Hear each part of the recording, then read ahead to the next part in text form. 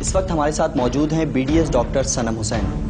अस्सलाम वालेकुम। एक डेंटिस्ट जो ट्रीटमेंट करते हैं उनके ट्रीटमेंट में और एक जो क्वालिफाइड डेंटिस्ट है उसके ट्रीटमेंट में क्या फ़र्क है? जो जाली डॉक्टर्स हैं वो सिर्फ सस्ता इलाज करते हैं। सस्ते इलाज के चक्कर में इंसान अवाम वहाँ पे जाती है क्योंकि वो देखते हैं कि सस्ता इलाज कर रहा है, वो हमारा अच्छा इलाज कर देगा। और बेसिकली इंस्ट्रूमेंट्स को प्रॉपर ऑटोक्लेव किया जाता है, 121 सेंटीग्रेड में ऑटोक्लेव किया जाता है, तभी उसके जर्म्स जो है वो, लेकिन वो इस तरह नहीं करते। वो सिर्फ डेटॉल से क्लीन करके वो अपना ट्रीटमेंट स्टार्ट करते हैं। अच्छा, उनके इंस्ट्रूमेंट्स जो होते हैं वो आपने कहा कि स्टेरलाइज वगैरह नहीं करते, तो उसकी वजह से मुख्तलिफ बीमारियाँ भी जन्म ले सकती हैं। तो कौन कौन सी बीमारियाँ हैं?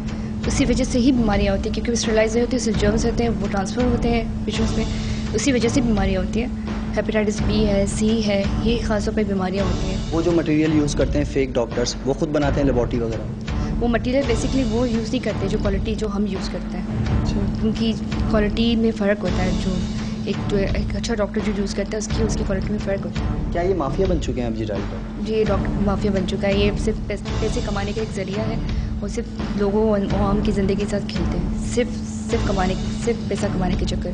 जो कोई डॉक्टर्स होते हैं वो बेसिकली उनको नहीं पता कि क्या फोर्स दी जाती है, एक्सट्रूशन किस तरह की जाती है। Basically we are doctors, we know कि क्या फोर्स दी जाती है, कि बकली देनी चाहिए या पैलेटली देनी चाहिए। वो बेसिकली उनका सिर्फ एक फोकस होता है कि सिर्फ दांत निकालना है। वो कुछ भी दांत निकालने के लिए वो कोई भी इंस्ट्रूमेंट यूज़ करते हैं, ट्रॉमा दे सकते हैं, इसमें आपका फ्रैक्चर भी हो सकता है।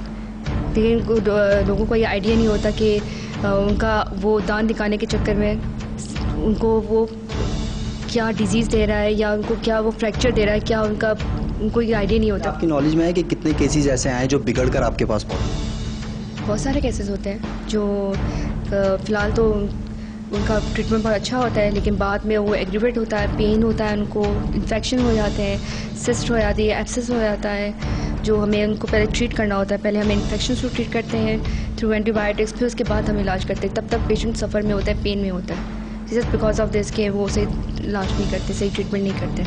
अच्छा, कई बार देखने में आया कि कई बार इन लोगों के खिलाफ कार्रवाई भी होती है, तो क्यों ये डॉक्टर्स ख़त्म नहीं होते? हर इलाके में ये डॉक्टर्स मौजूद हैं।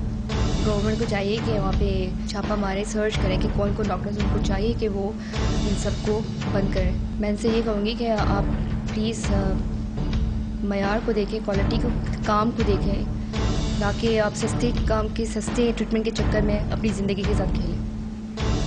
कोशिश करें कि क्वालिफाइड डॉक्टर पास, चाहे कितना ही एक्सपेंसिव क्यों ना हो, क्योंकि जान से बढ़ के कुछ नहीं, ज़िंदगी से बढ़ के कुछ नहीं। ठीक है, बहुत शुक्रिया, थैंक यू। पाकिस्तान में एक बहुत बड़ी तादाद है ऐसे डॉक्टर्स की जो प्रैक्टिस कर रही है। फर्स्ट ऑफ ऑल ये नॉन डॉक्टर्स होते हैं, टेक्निकल नॉलेज उनके पास होती नहीं है।